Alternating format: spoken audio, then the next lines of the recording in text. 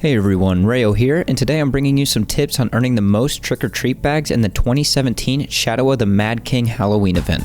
The Mad King's Labyrinth is a maze filled with tons of hostile Halloween creatures like candy corn, gargoyles, plastic spiders, skeletons, mummies, and lunatics. This event is only available for the duration of the Halloween event that takes place each year in Lion's Arch. What's all the rave about? When Guild Wars 2 brings in a holiday event, they bring in loads of holiday-themed rewards, and a lot of these Halloween-specific rewards are tucked inside these Halloween loot containers, the trick-or-treat bags, which makes these containers highly sought after during the Halloween event. The Mad King's Labyrinth is the best place to farm these bags. Running around the Mad King's Lab can net you as many as 500 bags per hour depending on the route your squad is running and how much magic find you have. Before stepping foot into the lab, I recommend running over to the trading post and grabbing food and utility buffs that will boost your magic find. Cheap level 80 food and utility options would be the Halloween themed consumables. For food, this would be the spicy pumpkin cookie, which grants 30% magic find, and for your utility, you can use the sharpening skull, crystallized nougat, or the flask of pumpkin oil. You can stack food and utility, but you cannot stack the 3 listed utilities together. It doesn't matter which utility you use as they all give the same magic find bonus of 30%. Stacking the cookie with the utility gives a total bonus of 60%. An alternate food option is the chocolate Omnom Berry Cream, which gives you 40% magic find while under the effects of a boon. This is a 10% bonus over the spicy cookie, but also requires that you have a boon applied to you, which is easy to get while in a giant group of people. I personally opt for the cookie, but this is ultimately up to you, of course. The next recommendation is for those of you who have an Ascended Amulet. If you do, you can buy an item called the Magical Enrichment from any Laurel vendor. This upgrade gives you a passive 20% bonus to your magic find at the cost of 20 laurels. It may be a decent price, but it's permanent and you will receive its effects as long as you have the amulet equipped. You can find it under the Ascended Amulets vendor tab at a Laurel merchant. Further boosts include the Magic Find booster from communal bonfires, item boosters, celebration bonuses from login or birthday rewards, Black Lion boost, guild item research from your tavern in the guild hall, guild magic find banner boosts, and the Rooster's gift from the Lunar New Year fireworks. Add all of that, plus the potential 90% from your food, utility, and amulet enrichment, and that's a total of 425 bonus magic find just from boosters.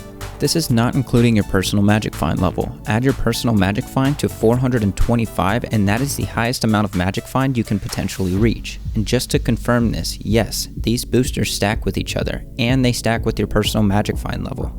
They also added a new source of magic find, the Lunatic Racer bonus. This is a 15-minute boon that grants 25% magic find after you complete a mount race around the Mad King's Labyrinth. This is up to you to add to the list of boosters you have. I personally wouldn't bother doing it because the time you spend racing is time you miss out on farming bags. Your goal when running the Labyrinth is to personally tag, not kill, as many mobs as possible. As a group, you want to kill as many mobs as possible. I say it this way because everyone in the Labyrinth is there to get bags, and for those who are experienced in the lab or those who use speedy classes like a Daredevil, it's easy to catch up and tag everything and kill it before the back of the Zerg even gets a chance to tag anything. To come across the most mobs, you want to prioritize entering the middle ring of the map as well as the foe remaining doors.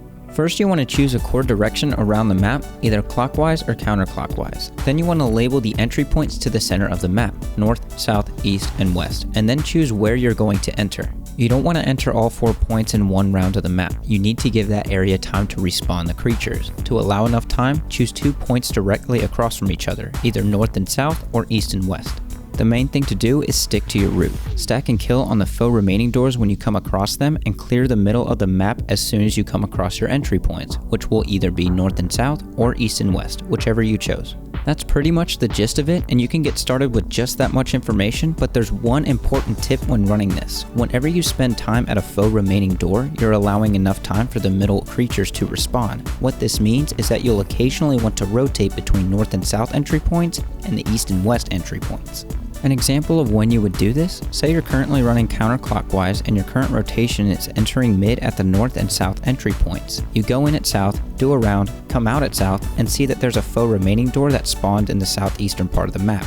You clear this door, and doing so allowed enough time for the mobs in the center to respawn, meaning you will now want to enter mid when you hit east, which will then make your entry points east and west. The too long didn't read, whenever you hit a foe remaining door on your way to the next entry point, you want to shift your rotation. This is not required of course, but this is very important to optimizing the amount of bags you can get per hour while doing this. This information is more just for the commander's perspective as they're the ones leading the instance, but this information is useful for everyone to know. The more people that know, the less hassle there is on the commander to keep everyone on the same page. A recap and a couple extra tips. 1. Get as much magic find as possible to increase the amount of bags you get.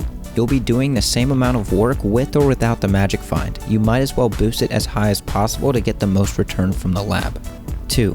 Follow the commander. There are various instances, each with different specifics. Some people will kill all doors and some people will kill just the foe remaining doors. If someone is commanding an instance of just foe remaining doors, but you want to kill the boss doors as well, then use the LFG and swap to an instance that is doing that. Trying to change a whole squad's route to your liking is just going to be frustrating for everyone.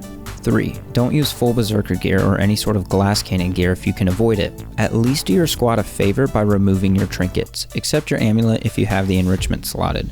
Remember, everyone is here for the same exact reasons as you, so give them a chance as well.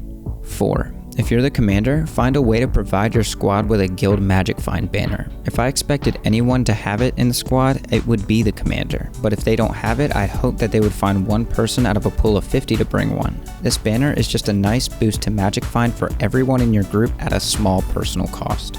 5. If you're following a commander, do not rush ahead of the commander. The idea here is to stick as close as possible together so that everyone has a chance to tag mobs. You don't want to burst things down instantly, but you don't want to move too fast to the point that you leave things alive as well. Using decent gear, sticking together, and moving at a steady pace gives everyone an equal chance. Lastly is of course to have fun. This is a Halloween themed event and it's only around for a limited time, so enjoy it while it's here. I really hope you enjoyed today's guide. If you did, please make sure to leave a like and a comment below. Also leave a comment if you have any other tips for running Mad King's Labyrinth. I hope this helps you get the most out of your farm in the Mad King's Lab, and overall, I hope that you enjoy the Shadow of the Mad King Halloween event this year. Once again, I'm Rayo, thank you all for watching and I'll see you next week.